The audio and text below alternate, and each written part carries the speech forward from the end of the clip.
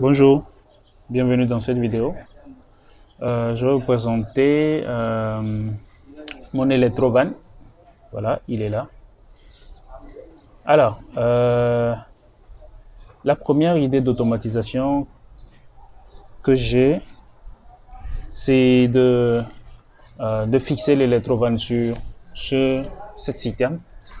Je ne sais pas si vous la voyez bien, ouais, c'est ça. Je ne sais plus, ça fait 50 litres. Donc l'idée c'est de fixer l'électrovan sur le robinet. Voilà, je mets le joint. Voilà, l'idée c'est de fixer l'électrovan sur le robinet.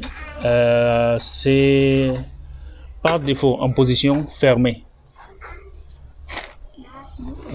Donc ça veut dire que, allez, je change de main. Donc ça veut dire que ce sera comme si j'avais un robinet fermé.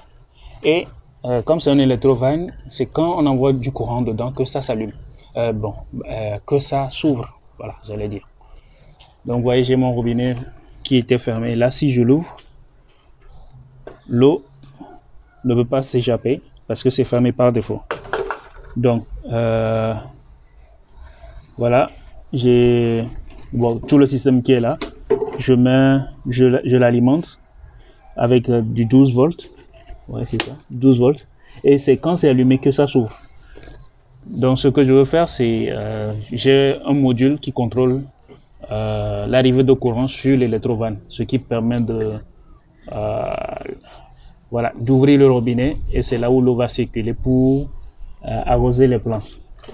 Maintenant, je ne sais pas si ma citerne de 50 litres aura assez de pression pour l'électrovan, parce que je ne vois pas les instructions sur quand je l'ai acheté, il n'y avait pas de, comment on appelle, d'instructions dessus. Je ne me rappelle plus, peut-être s'il y en avait, mais en chinois, donc je ne peux pas savoir quelle pression, quel niveau de pression il faut pour que ça fonctionne correctement. Du coup, j'ai une solution disons alternative, et ça m'amène à vous présenter ma pompe. Alors, c'est une pompe 12 volts aussi. Comment ça fonctionne? Elle envoie de l'eau quand elle est alimentée aussi. Donc l'idée c'est toujours pareil, hein. Le module ESP32 va contrôler l'alimentation.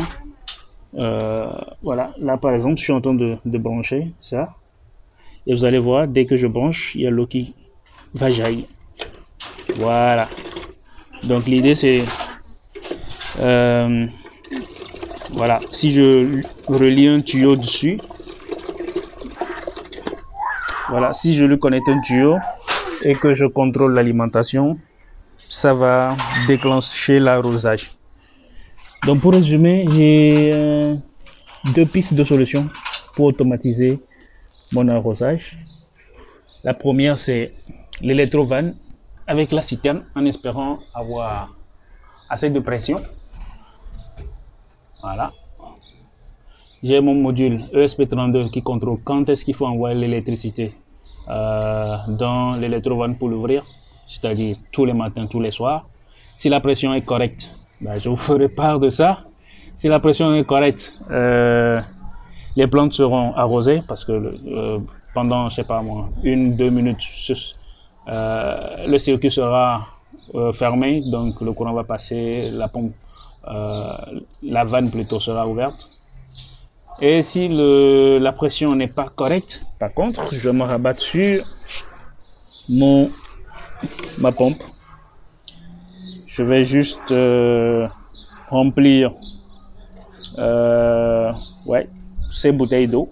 Voilà, je vais remplir, laisser la pompe dedans et l'alimenter pour que lui puisse pomper l'eau, l'envoyer dans le tuyau, le système d'arrosage, la tuyauterie, pour que ça puisse arroser les plantes.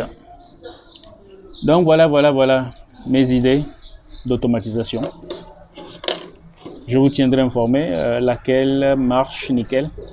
J'espère que la première avec l'électrovan va passer. parce que là, je pourrais remplir la citerne et l'oublier là-bas jusqu'à ce que le niveau d'eau ne descende. Ça, ce serait assez sympa. Mais si j'ai pas assez de pression pour faire fonctionner l'électrovanne, je vais me rabattre sur la pompe. Voilà pour cette vidéo. N'oubliez pas de vous abonner, de vous inscrire pour suivre mes aventures dans cette... Ouais, voilà, dans cette... poursuivre mon aventure d'automatisation. Voilà, à plus.